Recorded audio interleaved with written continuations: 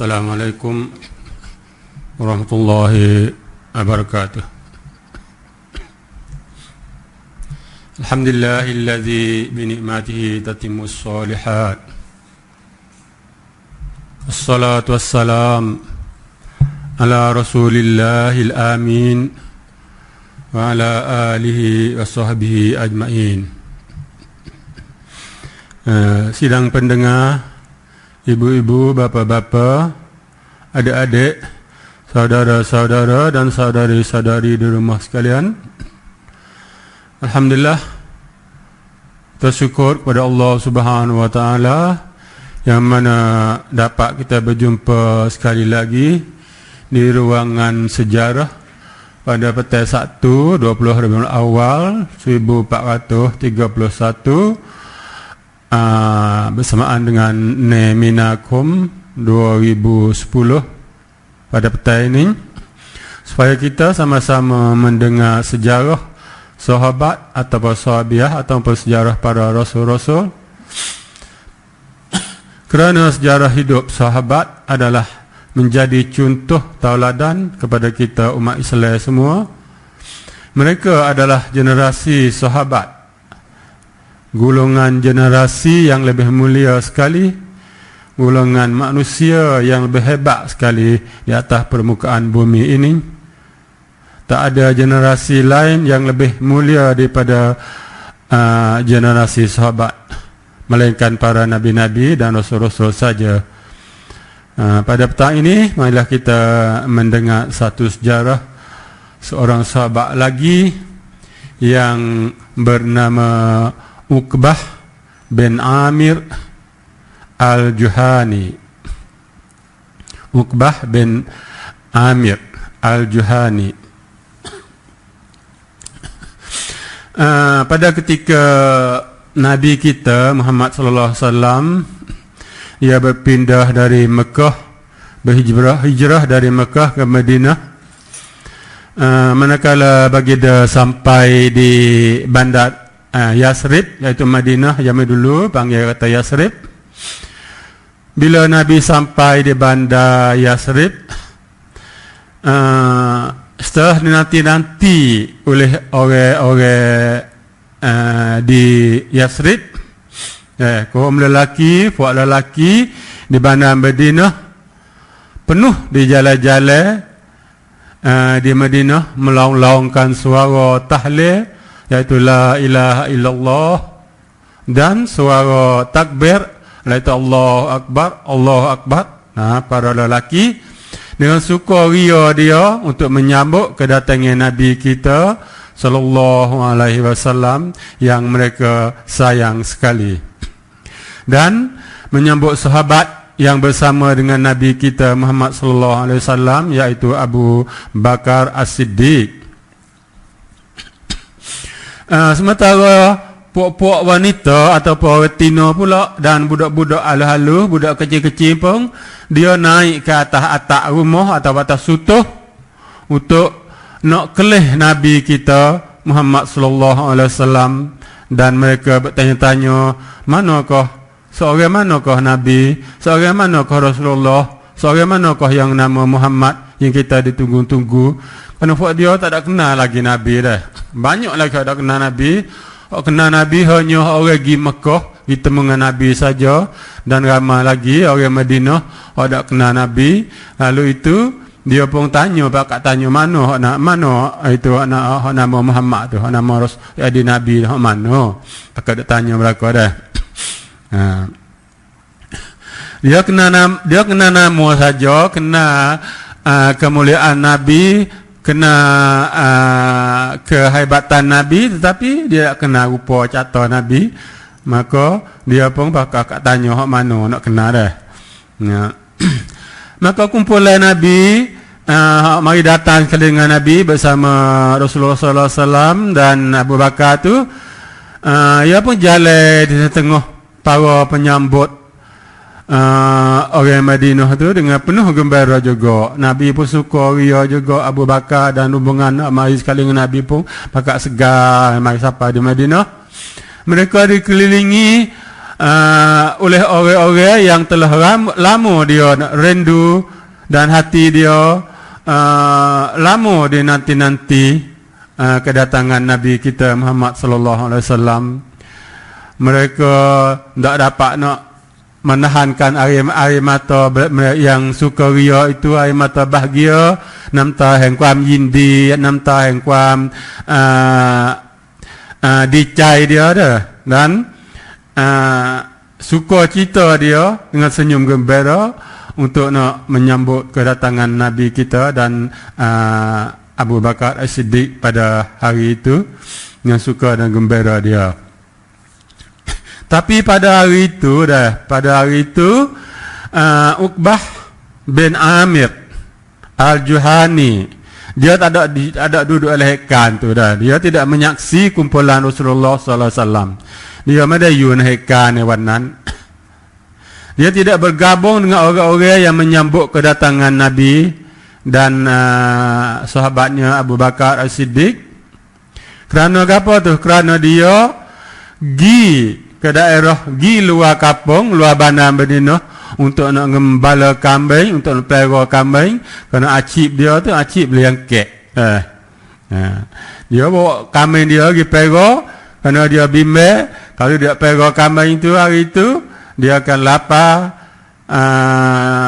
dan akan mati kerana hidup dia itu ialah pelihara kambing saja. Dia keluar, dia tak temu dengan Nabi pada hari itu dah. Tapi tak lama selepas pada tu kebahagiaan, kesukaan yang menyelimuti bandar Madinah merebak serata kampung, serata tepak. Walau dekat Madinah sekalipun, walaupun jauh daripada Madinah sekalipun, orang pakak tahu kata Nabi Muhammad sallallahu alaihi wasallam tu sudah datang ke Madinah. Tiap-tiap kampung, tiap-tiap tepak, pakak tahu, pakak dengar khabar kata Nabi sallallahu alaihi wasallam telah datang ke Madinah. Dan akhirnya khabar itu pun sampai kepada Uqbah bin Amir yang sedang membawa kambing dia tu pergi di tengah padai pasir di luar bandar Madinah. Selepas pada ini kita mari dengar kisah Uqbah bin Amir yang dia sendiri cerita berkenaan dengan pertemuan dia dengan Nabi kita Muhammad sallallahu alaihi wasallam. Dia sendiri cerita haning kepada kita, dia royak cerita dia, kisah dia kepada kita dengan mulut dia sendiri. Dia kata dia royak kata Nabi sallallahu alaihi wasallam datang ke Madinah ketika aku dia kata sedang mengembala kambing. Bila berita kedatangan sampai kepadaku lepas pada hekan pada hari Nabi mari itu, aku terus meninggalkan kerjaku iaitu pelihara kambing itu dan gaduh-gaduh untuk nak bertemu dengan baginda dengan tidak memerhatikan apapun di sepanjang perjalanan aku itu. Ya royak apa? Dia tak boya tahu itu dia pergi selalu dia tak fikir kata gapo nak jadi kambing dia nak digano, dia nak kelih kambing dia, nak ilai ke gano, dia tak cara dah. Bila dia dengar kata Nabi mari gitu dia apa? Selalu gaduh-gaduh pergi berjumpa dengan Nabi Muhammad sallallahu alaihi wasallam. Setelah dia bertemu dengan Nabi, dia royak kata, aku pun berkata, dia kata kepada Nabi, lah kau cara aku nak bai'ah kepadamu, dia kata kepada Nabi, aku nak supah setia, bagaimana kau cara nak supah setia? Pak Nabi bertanya dia, Nabi tak kenal lagi dia. Nabi tanya dia, siapa engkau? Pia kamu ni? Nabi tanya dia pun jawab kata dia nama Uqbah bin Amir Al-Juhani. Dia jawab dengan pandok, Nabi dengar. Nabi pun tanya lagi, mu nak bai'ah secara mana? Mu suka nak bai'ah secara mana? Baik mana? Baik orang Badawi ke? Baik orang hijrah ke? Nabi tanya dia. Dia pun jawab selalu kepada Nabi, kata nak bai'ah untuk orang yang hijrah. Lepas pada tu apa? Dia apa bai'ah? Dia bai'ah supaya setia kepada Nabi kita Muhammad sallallahu alaihi wasallam, dan dia duduk dengan Nabi sehari semalam. Lepas pada bai'ah itu, dia duduk dengan Nabi sehari semalam. Lepas pada tu dia pun kelik ke kampung dia untuk nak mengembala kambing pula. Dia kata ada 12 orang masuk Islam sekali dengan dia, dan tinggal jauh daripada bandar Madinah, kerana dia tu perlu nak pergi pewa kambing di luar bandar Madinah. Puak dia tu pakak-pakak tok tiang, pakak-pakak bincang masalah ini, iaitu masalah dia tinggal Madinah, tak jumpa dengan Nabi, ketemu dengan Nabi, payah klik pergi kampung dia pewa kambing tu, duduk tok tiang, kita nak buat gana dia. Panhar kita nak buat gana. Dia kata ada satu orang daripada kalangan dia, so kata kita ni rugi besar kita ni kalau kita duduk baik ni. Dia kata kita tak ketemu dengan Nabi sehari-hari tu untuk ngajar kita, ngajar masalah agama, ngajar baca Quran yang diterima oleh baginda dari langit. Dia kata sepatutnya setiap hari tu ada daripada kalangan puak kita mana-mana sore pergi ke Madinah, dan kita tak perlu takut, tak perlu bimbang dengan kambing kita, kata nak ilai, kata nak gapo, kerana ada puak kita juga jaga. Nah, kita gile. Dia kata ada satu orang so gitu bertemu dengan Nabi tiap-tiap hari. Tapi Uqbah bin Amid dia kata kamu sekalian mung semua tu gilah temu dengan Nabi Muhammad sallallahu alaihi wasallam secara bergile dah. Melalah aku pewa kambing di sini, aku jaga kambingmu semua, aku tak segi. Kerana aku tu bimbang kepada kambingku, aku tak percaya kepada orang lain. Takut kambingku hilang, takut kambingku jadi gitu gini dah. Dia tak arak kepada orang. Dia nak duduk seorang dia pewa kambing, dan orang lain tu gila kita dengan Nabi tiap-tiap hari. Bila dia lomatik gitu, sejak daripada hari itu, tiap-tiap pagi ada di kalangan puak dia tu sore yang pergi temu dengan Nabi Rasulullah sallallahu alaihi wasallam, dan tinggal kambing dia kepadaku, iaitu kepada Uqbah bin Amid ni. Dia royak dah. Dia je bawa kambing, orang lain kita temu dengan Nabi.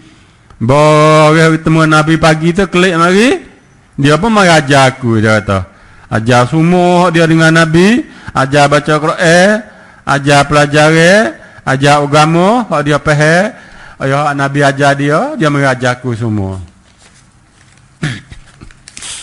Tapi lama-lama aku fikir dia royak. Aku fikir kata tak kena ni. Dia kata fikir hati dia, kata celaka aku ni. Dia kata apakah aku nak pakai kambing yang tidak berguna itu saja?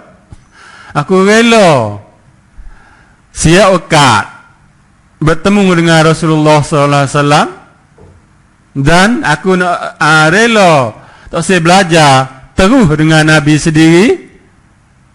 Aku nak belajar dengan akun klan, begitukah? Dia kata latih dia dah. Dia supah diri dia sendiri, kata aku ni kan pasal ni. Dia kata dah. Baru lepas tu dia pun tinggal kambing dia. Segera pergi ke Madinah, dan dia kata aku pun tinggal duduk di masjid. Bagi Madinah tu aku duduk di masjid dekat dengan rumah Rasulullah sallallahu alaihi wasallam. Sudah dia fikir, kata dia tu rugi tak temu dengan Nabi sendiri dah. Dia pergi duduk di dalam masjid dekat dengan rumah Nabi.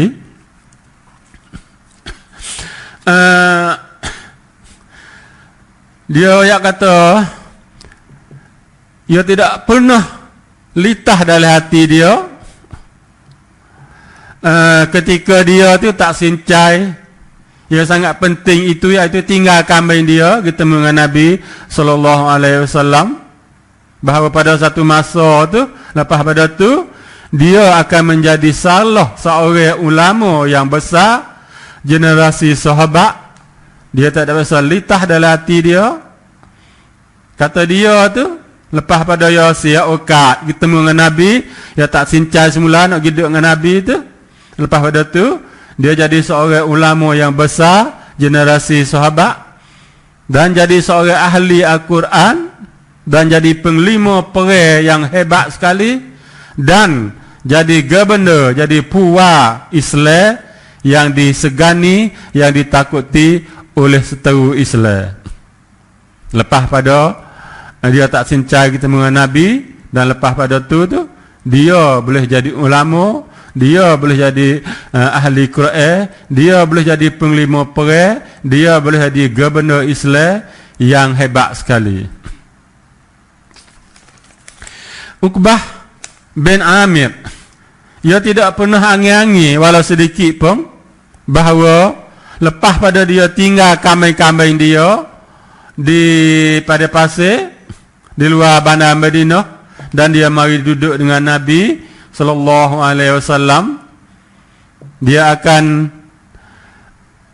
tidak pernah fikir kata dia tu akan menjadi seorang neuna tentera Islam, neuna di barisan depan yang menaluki pokrong pusat dunia pada masa itu, iaitu Damaskus. Masa itu pusat dunia, sunklang dunia iaitu di Damaskus. Damaskus sekarang ini iaitu ibu negara Syria ataupun Syam zaman dulu. Ibu negara Syam, ibu negara Syria di Damaskus zaman dulu iaitu pusat dunia. Ia iaitu Uqbah bin Amir itu jadi seorang tentera Islam neuna yang menakluki Damaskus. Sama darab cai senak mene tamat pokrong Damaskus boleh. Dan dia duduk di situ, duduk di Damaskus dan tinggal di kebun-kebun, di tengah-tengah kebun yang lebih sumbun, hijau kebun situ. Rumah dia tu dekat Pitu Tuma, iaitu salah pitu gerbang di bandar Damaskus di masa dulu yang bersejarah itu. Dia tidak fikir, tidak biasa nyanyi, kata dia tu nak boleh jadi begitu. Dan dia tidak pernah terbayar dalam kepala otak dia bahawa pada suatu ketika nanti dia akan diakik jadi salah seorang penglima tentera yang menaluki kawasan Zamrud dunia. Zamrud dunia pada masa itu iaitu Mesir. Zamrud mana atau mata Zamrud dah. Mesir pada masa itu dipanggil kata Merekut, Henglo ke Zamrud dunia. Dia pun boleh jadi penglima, seorang penglima tentera yang menakluki, yang boleh benar Zamrud dunia iaitu Mesir pada masa itu, dan dia boleh menjadi gubernur di Mesir, serta dia boleh membina satu rumah di kaki bukit Muqattam di sebelah selatan negeri Kairah ataupun Kairo sekarang ini. Semua itu dia tidak biasa terbayang dalam hati dia. Dia pun tak tahu apa yang nak jadi, melainkan Allah Subhanahu Wa Taala sajalah yang tahu. Kata akan datang, ia akan menjadi seorang yang penting di dalam kalangan sahabat. Uqbah bin Amir selalu turut Nabi Muhammad sallallahu alaihi wasallam, mengikuti Nabi Muhammad sallallahu alaihi wasallam di mana sekalipun baginda pergi, dia pun pergi juga, seperti bayar dengan tuai dia menkat ngau sembiat priak semua ngau kap cau kong turut bayar dia semua Dia tu Nabi pergi kanu, dia pergi situ. Dia pergi tali kuda Nabi sallallahu alaihi wasallam dan dia jalan di depan Nabi apabila Nabi pergi ke mana-mana, bawa itu erek tali kuda Nabi di depan Nabi. Jarang sekali Nabi Muhammad sallallahu alaihi wasallam suruh dia naik di belakang Nabi bersama-sama dengan Nabi, tapi dia dapat dia bawa dia erek tali kuda Nabi sehingga dia tu digelar sebagai radif Rasulullah, iaitu orang yang disertakan Rasulullah, iaitu orang yang turut bersama Rasulullah, ikut Nabi di kana, dia pergi gitu, pergi situ, Nabi di situ, dia pergi situ. Itulah gelaran yang orang gelar kepada Uqbah bin Amir.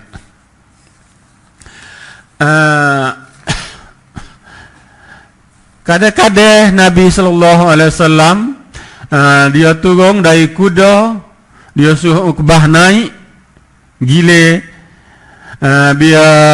Bila Nabi turun, Uqbah naik atas kuda, Nabi berjalan kaki. Uqbah dia ceritakan pengalaman dia berkenaan dengan hal ini, iaitu dia cerita kata pada satu ketika saya memegang tali kuda Rasulullah di tengah kebun-kebun di Madinah yang lebat. Tiba-tiba baginda berkata kepada saya, "Hai Uqbah, engkau mahu naik? Mau nak naik kuda kah?" Nabi tanya Uqbah. Mula tu Uqbah ya cakap patisek, nak jawab tak se, nak tak patisek dah. Tapi dia bimbang, dia takut kata nak masuk termasuk dari golongan orang yang menolakkan terhadap perintah Rasulullah, dia takut nak kat kamsang Nabi, maka dia pun sanggup. Sanggup dia jawab kepada Nabi kata, "Baiklah wahai Rasulullah." Nabi suruh dia naik kuda, dia naik kerana dia takut nak tak turut perintah Nabi dah. Itulah Amir, itulah Uqbah bin Amir. Dia taat kepada perintah Nabi. Lalu itu Nabi pun turun dari kuda dia pun naik.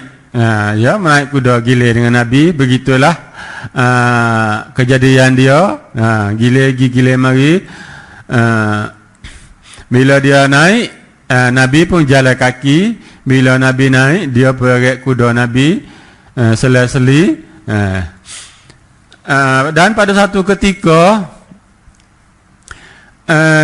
bila Nabi naik di atas kuda, Nabi berkata kepada dia, pada satu hari Nabi di atas kuda, Nabi berkata kepada Uqbah, Nabi kata, "Hai Uqbah, mahukah engkau ku nak ajarkan dua surah Al-Quran yang tiada bandingan?" Muna aku nak ajar dua surah daripada Al-Quran yang hebat sekali, tak ada bandingan. Muna dengar ke tak? Aku pun segera menjawab. Dia kata dah, "Tentu ya Rasulullah." Dia jawab kata, "Boleh, tentu sekali aku nak." Lalu itu Nabi pun membaca Qul a'udzu birabbil falaq, iaitu surah Al-Falaq, dan Qul a'udzu birabbin nas, iaitu surah An-Nas, dua surah kepada dia.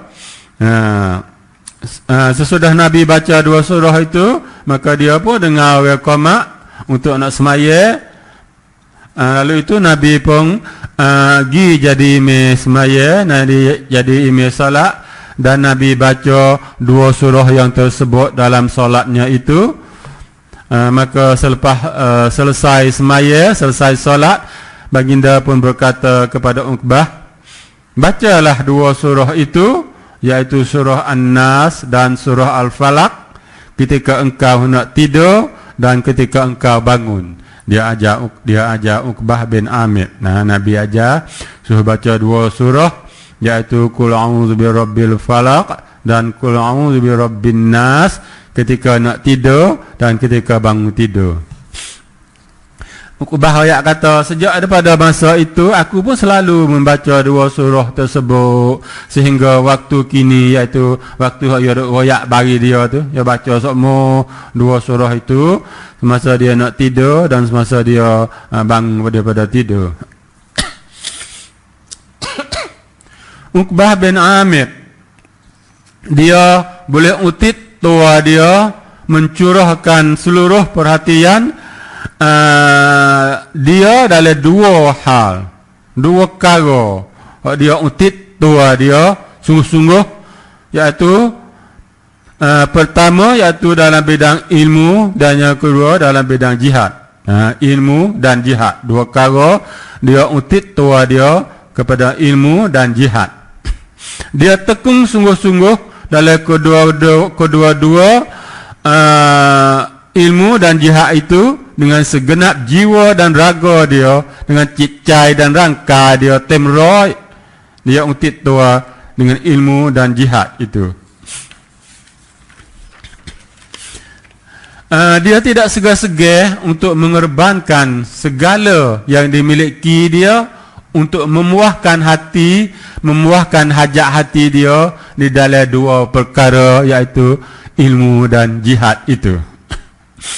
Dalam bidang ilmu, Uqbah dia ambil ilmu, dia menuntut ilmu terus dari Rasulullah sallallahu alaihi wasallam sendiri, sehingga dia boleh menjadi seorang ahli qiraah, iaitu membaca Al-Quran, dan dia banyak meriwayatkan hadis, dan dia pandai ilmu fiqh, dan dia mahir dalam ilmu faraid, iaitu ilmu bagi saka. Ia mahir, ia jadi seorang ahli bahasa, iaitu nak pasasa. Dia fasih dalam berbahasa dan menjadi ahli puisi, iaitu jadi nak kawi. Itulah kepandaian Uqbah bin Amir. Banyak dia bijaksana dia dalam banyak-banyak bidang. Dalam bidang qiraah, iaitu membaca Quran itu, dia selalu membaca Al-Quran sangat indah dan sangat merdu. Biasa dia, pokati dia tu malam-malam senyap orang tu, dia pun baca, ambil Quran, ambil mushaf, mari baca, ambil baca dengan ayat-ayat yang jelas, yang merdu dan indah. Ramai sahabat-sahabat yang suka mendengar bacaan dia, sehingga bila mendengar dia baca Quran, hati sahabat-sahabat itu bergetar dan air mata sahabat bercucuran tanpa tak tahan nak tubuh air mata bila mendengar ia baca Al-Quran, kerana merasa takut kepada Allah Subhanahu wa taala bila mendengar Uqbah membaca Al-Quran dengan fasihnya dan indahnya dan merdunya. Pada satu ketika, satu hari, Umar Al-Khattab panggil Uqbah bin Amir. Umar berkata kepada Uqbah, "Hai Uqbah, bacalah beberapa ayat Al-Quran di depanku ni untuk wiku nak dengar."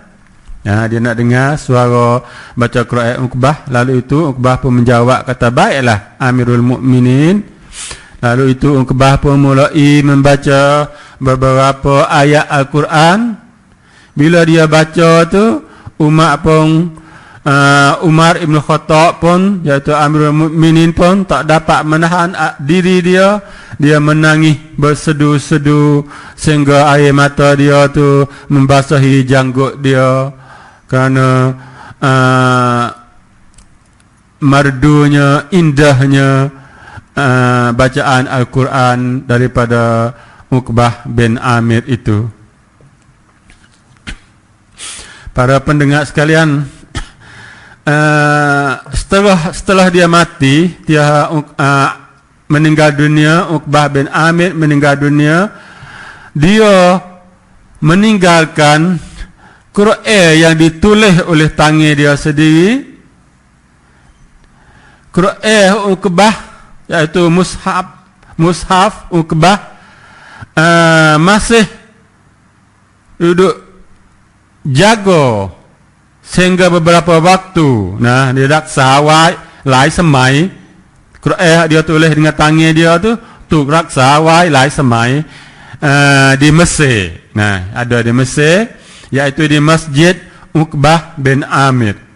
Quran tulis tangan, dia tulis sendiri, ada raksa di Masjid Uqbah bin Amir di Mesir.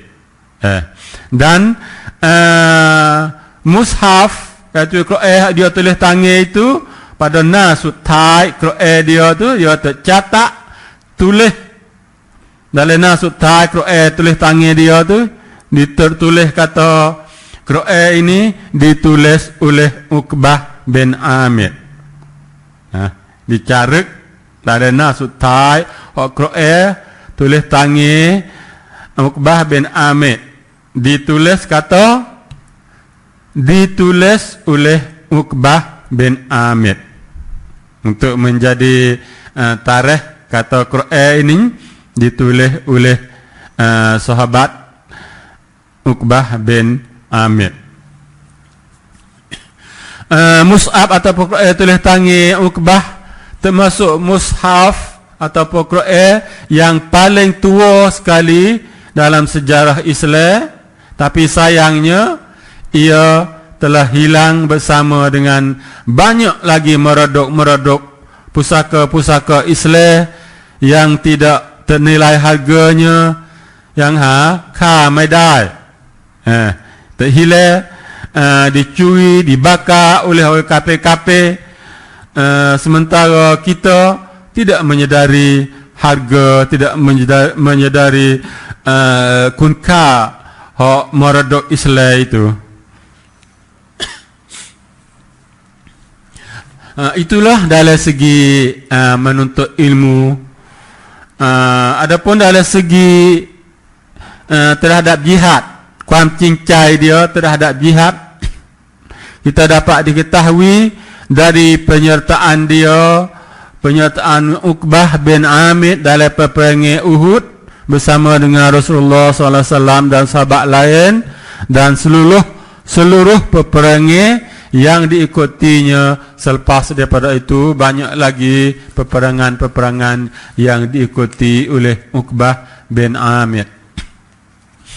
Uqbah bin Amir dikenali sebagai pejuang gagah dan berani yang berperanan besar dalam peristiwa menaklukkan bandar Damaskus.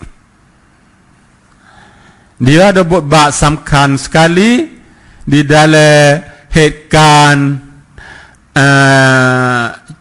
cai cenak bandar Damaskus, iaitu Syria dari masa itu. Karena itu Abu Ubaidah bin Jarrah masa itu jadi panglima tentera Islam. Abu Ubaidah masa itu jadi panglima tentera Islam yang penaklukkan bandar Damaskus itu. Pada ketika itu Ubaidah dia memberi tugas kehormatan kepada Uqbah bin Amir untuk menyampaikan berita kemenangan Damaskus kepada Amirul Mukminin Umar bin Ibn Khattab. Dia beri tugas kepada Uqbah bin Amir, dia hantar berita kepada Umar Ibn Khattab, kata tentera Islam itu sudah menakluk bandar Damaskus. Dia pun terima tugas itu.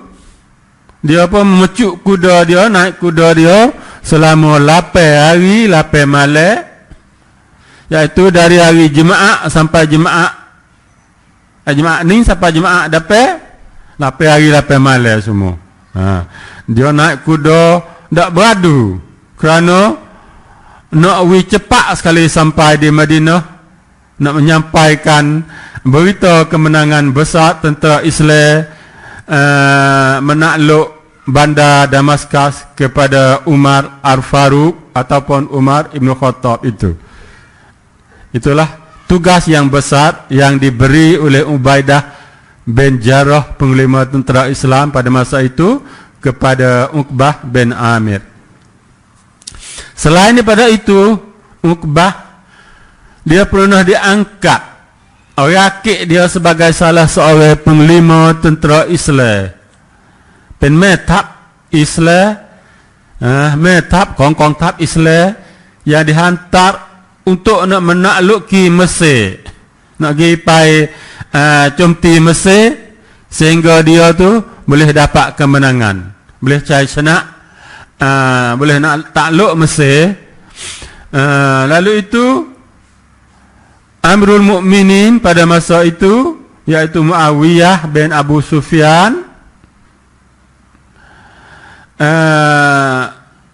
yang dia masuk Islam pada masa takluk bandar Mekah.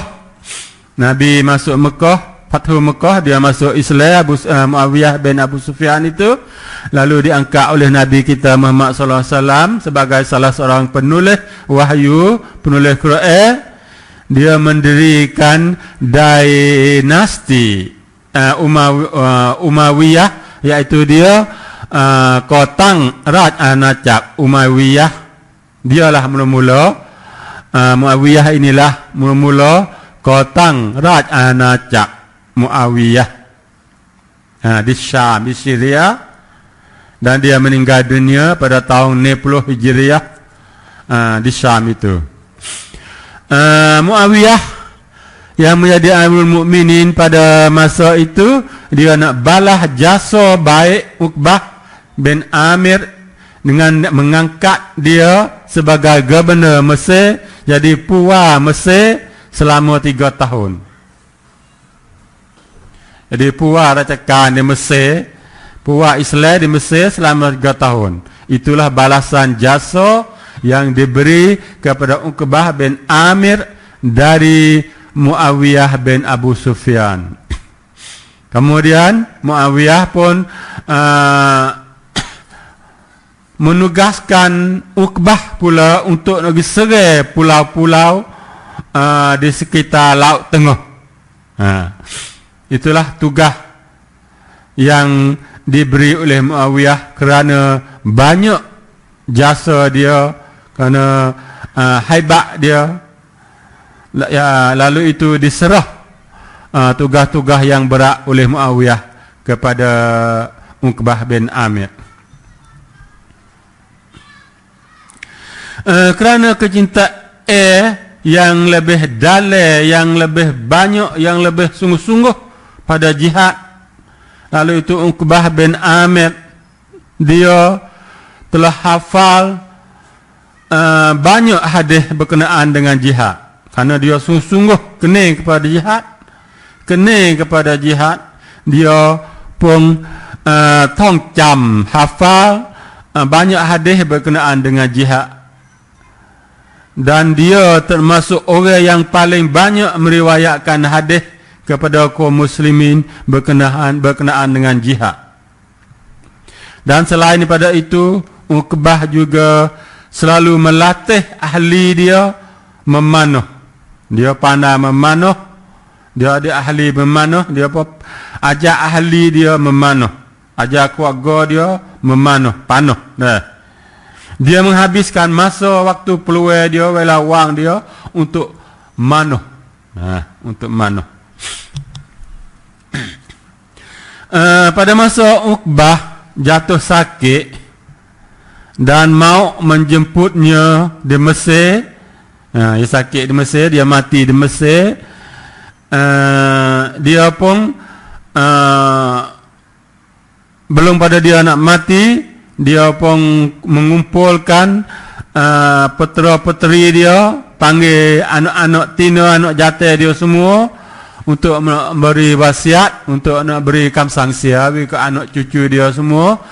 apabila anak-anak dia mari bertemu dengan dia di hadapan dia yang sedang sakit itu, dia pun berkata kepada anak-anak dia, "Hai anak-anakku,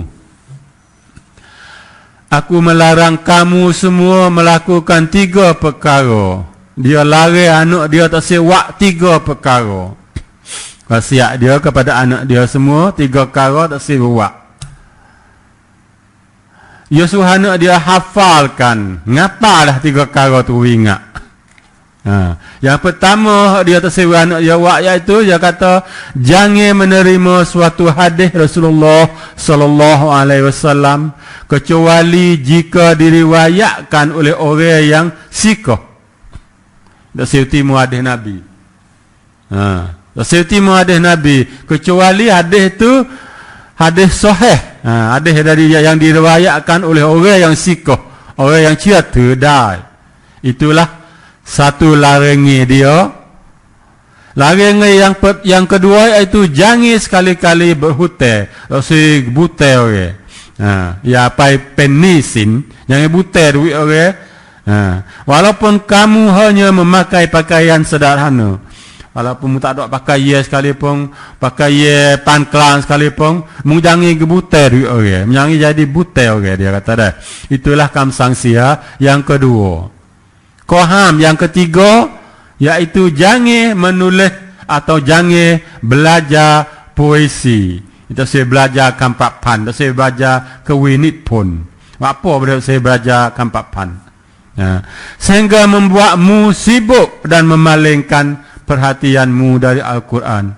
Dia takut anak cucu dia tu nak sibuk, nak paling kuam soncai, gi kepada puisi, gi pada kuini pun tak soncai kepada Al-Quran. Pada masa itu banyak orang Arab dia gila kepada kuini pun dah, gila kepada puisi. Dia pun lari anak cucu dia tak sewi belajar, tak sewi tulis puisi. Itulah 3 perkara yang dia larang kepada anak dia. Setelah jenazah mayat Uqbah dimakamkan di kaki Bukit Al-Muqattam di dekat Qairah.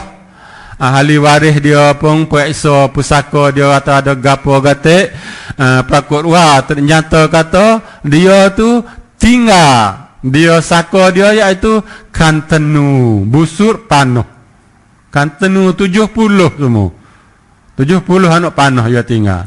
Kantenu ada dengan tali, ada dengan anak panah siap. 70 cut. Dan dia mewasiatkan kepada semua warisan dia, anak cucu dia, suruh guna kantenu dia tinggal 70 cut itu untuk berjihad di jalan Allah. Itulah pesanan dia. Semoga Allah melimpahkan kebahagiaan kepada ahli qiraah dan ulama pejuang Uqbah bin Amir. Mudah-mudahan Allah membalas segala jasa dia kepada Islam dan kaum muslimin dengan balasan yang jauh dan lebih baik di akhirat kelak. Dan pada hari ini sekianlah sahaja cerita sahabat yang hebat Uqbah bin Amir. InsyaAllah kita akan berjumpa lagi di masa depan. Dan pada petang ini saya disudahi dengan salam sejahtera. Wabillahi taufiq wal hidayah. Wassalamualaikum warahmatullahi wabarakatuh. Maulaya qad namat uyun wa tayaqqadat aydan uyun. نامت عيون الخائنين وعين نجمك لا تخون. نامت عيون الخائنين وعين نجمك لا تخون. مولاي قد نامت عيون وتيقظت أيضا عيون. نامت عيون الخائنين وعين نجمك لا تخون.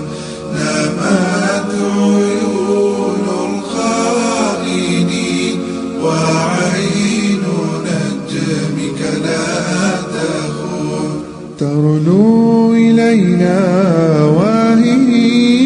ساهية عن الدنيا الخوض تراه أذهلها جلال الله أم مر القرون أتراه أذهلها جلال الله أم مر القرون مولاي قد نمت عيون وتيقظت أيضا عيون نمت عيون الخائنين وعين نجمك لا تخون نمت عيون الخائنين وعين نجمك لا